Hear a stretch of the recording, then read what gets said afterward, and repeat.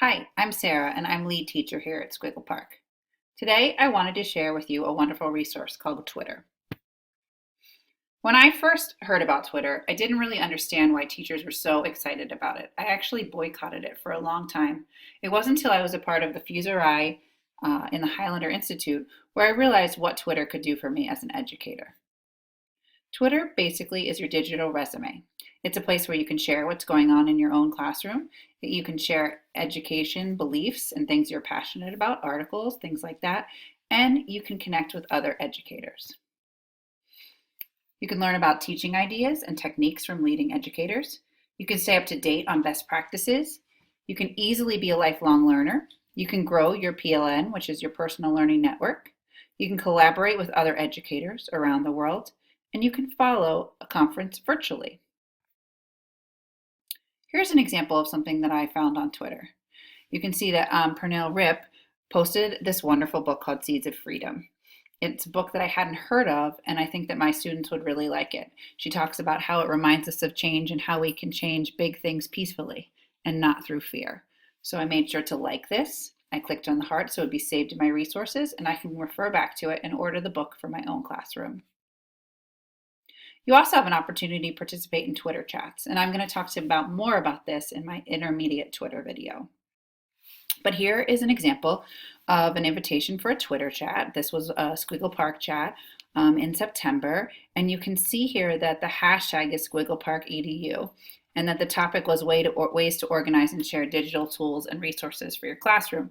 So if you liked this and wanted to be a part of it, you could click this heart and make a note of it and participate in that Twitter chat.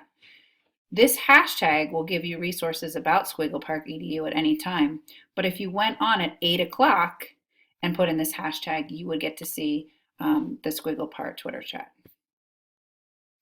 As you can see, I've clicked on Squiggle Park EDU, which I did in the search engine, and then this shows just what our hashtag looks like right now. You could click this and look at top tweets. This is the latest tweets. It shows you whose accounts are involved in this hashtag in case you want to follow them.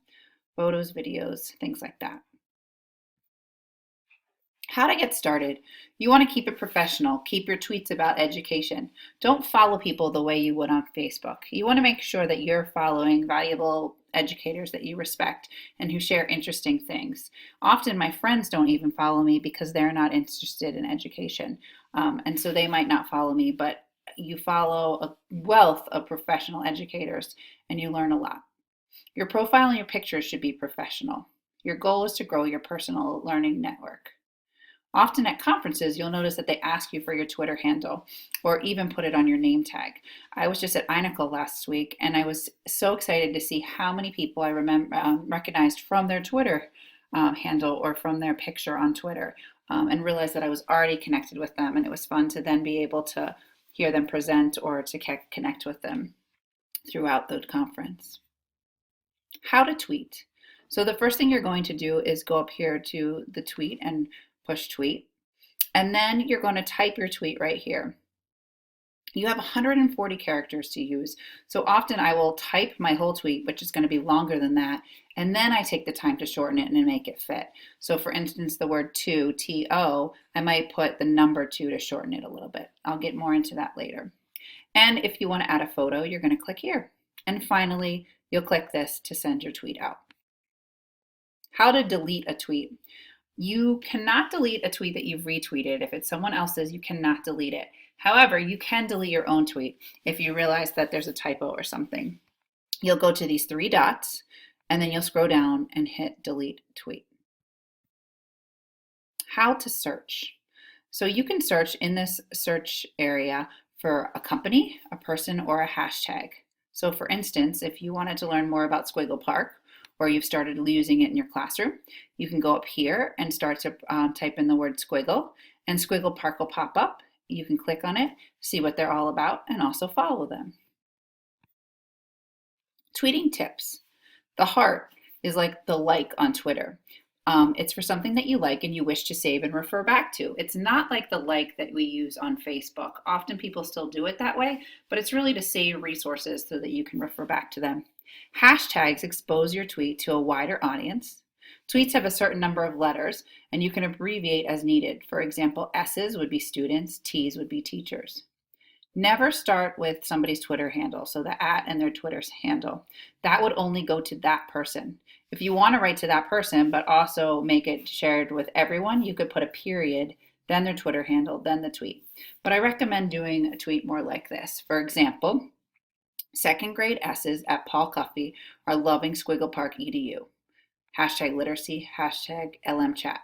So I've put who it is, the students, what school they go to, what resource they're loving, and then I've made sure to add some hashtags, literacy and elementary chat, to tie it in with Squiggle Park and give it a little bit more exposure. Retweeting something someone has posted is a compliment. Don't try to catch up on Twitter. You want to read a few tweets and be done. And you don't use someone's name on Twitter, you only use their Twitter handle. Helpful tips to get you started. Follow people who share great information. It's not about how many followers you have, but how you collaborate with them. Don't be offended if someone you follow does not follow you back. It's not appropriate to put someone's Twitter handle in a tweet just to grab their attention. And only include 1 to 3 hashtags at the end of your tweet. Popular hashtags, here's a few of them. Squiggle Park EDU, K-chat, which is kindergarten chat, first grade chat, second grade chat, third grade chat, elementary chat, e-learning, sat chat, literacy chat, personalized PD, ed tech chat, English chat, art chat, math chat, ESL chat, and Common Core, just to name a few.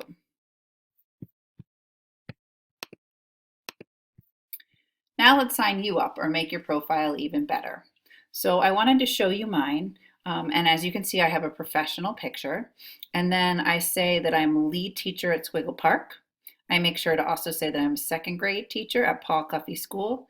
And then I have a few hashtags of things I'm interested in. EdTech, blended learning.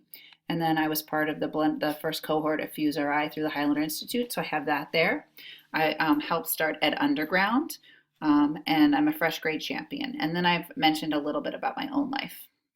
So the great thing about this is that if you checked me out and wanted to know what my interests are, you could now click on Ed Underground, the hashtag, and it would take you there and you could learn more about it. Now try this. You're going to try following me on Twitter. You're going to write your own Twitter post and you can hashtag it Twitter newbie at the end. Practice retweeting someone's post. Look up a hashtag and read about it. Find someone to follow. And type EdChat into the search and reply to somebody that you don't know. Finally, we want you to follow us on Twitter. Our Twitter handle is @SquiggleParkEDU. Again, I'm lead teacher at Squiggle Park. You can reach out anytime with questions at sarah@squigglepark.com. Thanks so much for joining me today and learning more about Twitter. And I can't wait to see you tweeting. Take care. Bye.